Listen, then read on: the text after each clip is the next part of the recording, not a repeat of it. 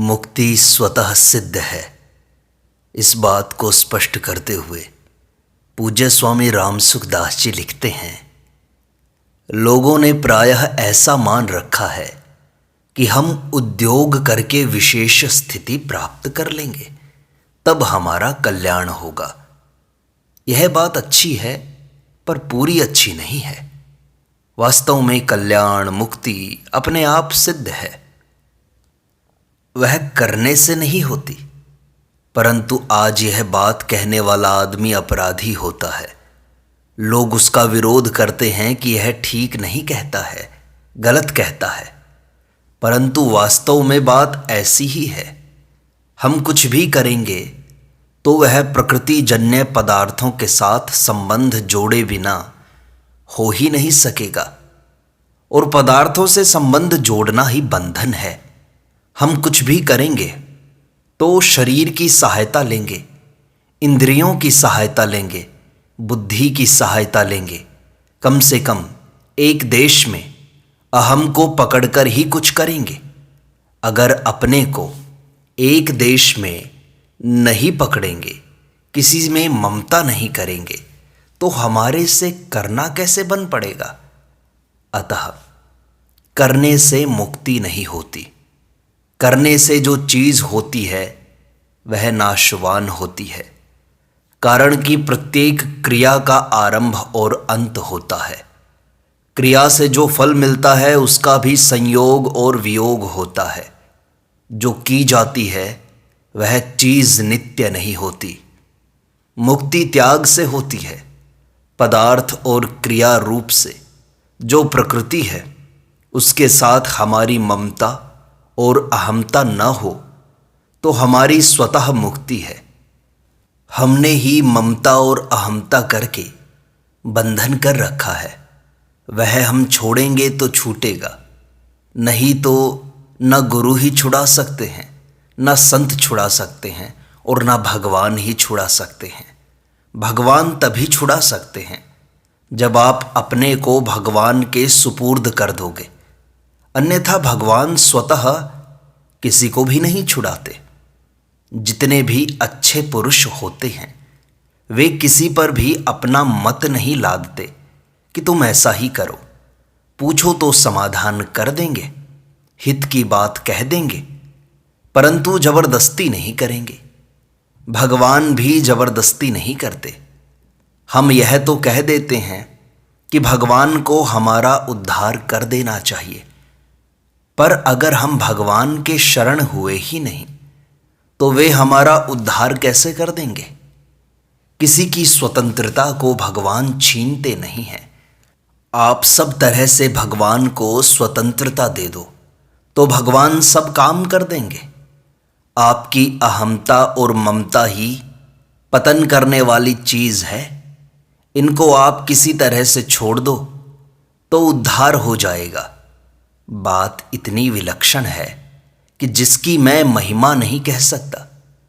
अगर हम शरीर की ममता सर्वथा छोड़ दें तो शरीर प्रायः बीमार नहीं होगा। इंद्रियों की ममता छोड़ दें तो इंद्रियों में बुराई नहीं रहेगी। मन की ममता छोड़ दें तो मन में बुराई नहीं रहेगी। बुद्धि की ममता छोड़ दें तो बुद्धि में बुराई नहीं रहेगी। ऐसे ही मैंपन के साथ जो अपनापन है उसका त्याग कर दें तो कोई बुराई नहीं रहेगी। मूल बात यह है कि बुराई केवल हमारे संबंध जोड़ने से ही आई है। हम जितना संबंध जोड़ करके आग्रह करते हैं, ममता करते हैं, उतनी उसमें बुराई आती है, अशुद्धि आती है। अगर सर्वथा ममता और अहमता छोड़ दें तो मुक्ति स्वतः सिद्ध है। यह बात समझ में आनी कठिन है। ध्यान दें तो समझ में आ जाएगी, परंतु इस तरफ भाई लोग ध्यान देते ही नहीं। अब एक प्रश्न है कि मुक्ति होने से जीवों का जन्म मरण मिट जाएगा तो संसार ही मिट जाएगा, क्योंकि जितने जीवों की मुक्ति होगी उतने जीव संसार में कम हो जाएंगे, और इस प्रकार कम होते होते सर्वथा मिट जाएंगे। इसीलिए मुक्त होने के बाद फिर जन्म नहीं होता, ऐसी बात कहाँ बचेगी। जीव महाप्रलय तक जन्म नहीं लेते, पर महासर्ग में पुनः जन्म ले लेते हैं। ऐसा लोगों ने सिद्धांत बना लिया है। इसका कारण क्या है कि उन्होंने ऐसा मान रखा है कि मुक्ति कृत्रिम है, हमारे करने से होती है, इसलिए सदा कैसे रह सकती है। परंतु वास्तव में मुक्ति स्वतः सिद्ध है, स्वाभाविक है, कृत्रिम नहीं। करना अस्वाभाविक है। अस्वाभाविकता को मिटा दोगे तो स्वाभाविकता ज्यों की त्यों रह जाएगी। इस विषय को गहरे उतरकर समझो। आप थोड़ा विचार करो कि जिन रुपयों को आपने अपना मान रखा है, उन्हीं रुपयों की चिंता आपको होती है। रुपए तो दुनिया में अनगिनत पड़े हैं, पर उनकी चिंता आपको नहीं होती। अतः चिंता होने में रुपया कारण नहीं है, अपनापन कारण है। जिन व्यक्तियों को आपने अपना मान लिया है, उनको लाभ होता है तो आपको सुख होता है, और उनको हानि होती है तो आपको दुख होता है। परंतु जिनसे हमारा कोई संबंध नहीं है, उनको लाभ हो या हानि हो, वे मर जाएं या रह जाएं, हमें कोई सुख दुख नहीं होता। जिनसे ममता कर रखी है, उनका ही बंधन है। जिनसे ममता नहीं है, उनका बंधन हमारे को नहीं है। विचार करके आप देखें तो ममता का त्याग बड़ा सुगम है। जिसको हमने मेरा है मान रखा है, उसको मेरा नहीं है मानने में हम स्वतंत्र हैं, पराधीन नहीं हैं। परंतु उससे सुख लेना चाहते हैं, इसलिए उसके पराधीन बन जाते हैं। संयोग जन्य सुख में फंसोगे तो पराधीनता से बच नहीं सकोगे। भगवान साफ साफ कहते हैं, ये ही संस्पर्श जाब होगा दुःखयोनय एवते आद्यंतवंतः कौन्तेय न तेषु रमते बुधा। संबंध जन्य जो सुख हैं वे दुखों के ही कारण हैं और आदि अंत वाले हैं। इसलिए अविवेकी पुरुष उनमें रमण करता है, विवेकी पुरुष उनमें रमण नहीं करता। जो उनमें रमण नहीं करता उसका कल्याण हो जाता है। संयोग जन्य सुख की लोलुपता ही संसार में बांधने वाली चीज है। मैंने पहले भी कहा था, आज भी कह दूं, मैंने पढ़ाई की, सत्संग किया, व्याख्यान दिए, इतने पर भी मेरा समाधान नहीं हुआ कि बात क्या है, यह बंधन कहाँ है। फिर संतों की कृपा से यह बात मेरी समझ में आई कि जो संबंध जन्य सुख की इच्छा है, यही तो मूल बंधन है। सुख की इच्छा समाधि तक रहती है, यह सुख की इच्छा ही बांधने वाली है। इस बात पर आप पूरा विश्वास करो। फिर एक श्रोता ने पूछा, मालूम पड़ता है कि यह सही बात है। स्वामी जी ने कहा, सही बात है ऐसा मालूम पड़ता है तो फिर खटपट मिटती क्यों नहीं।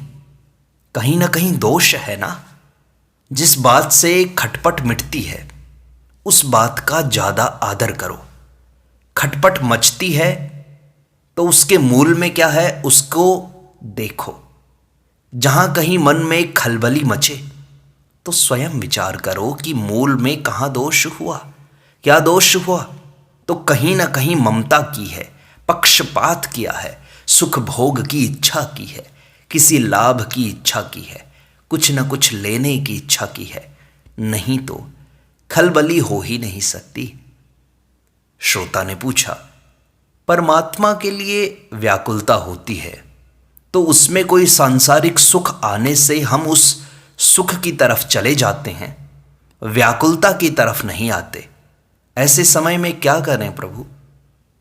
स्वामी जी ने कहा, व्याकुलता में रहो, भोग में मत जाओ, भोग को मत पकड़ो, भोग के कारण को अर्थात राग को पकड़ो और उसको मिटा दो। अपनी यह बात हुई है ना, इससे बड़ा लाभ होता है। आपसे आप सोचोगे तो यह बाधा नहीं मिटेगी और आपस में खुल करके बात करते ही इसको मिटाने में आपको मदद मिलेगी। यह मैंने देखा है। मेरे को कोई समझा देता है तो वह काम मेरे लिए बड़ा सुगम हो जाता है।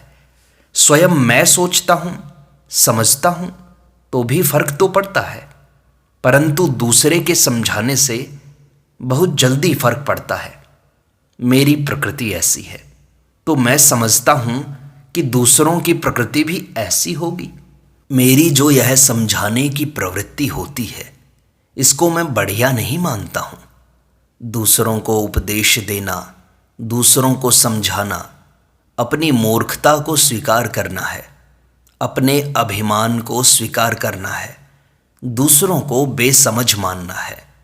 दूसरों को बेसमझ मानना और अपने को समझदार मानना गुण नहीं है, दोष है, पतन की चीज़ है। ऐसा मानते हुए भी मेरी समझाने की प्रवृत्ति होती है। क्यों होती है? इसमें कई कारण हो सकते हैं।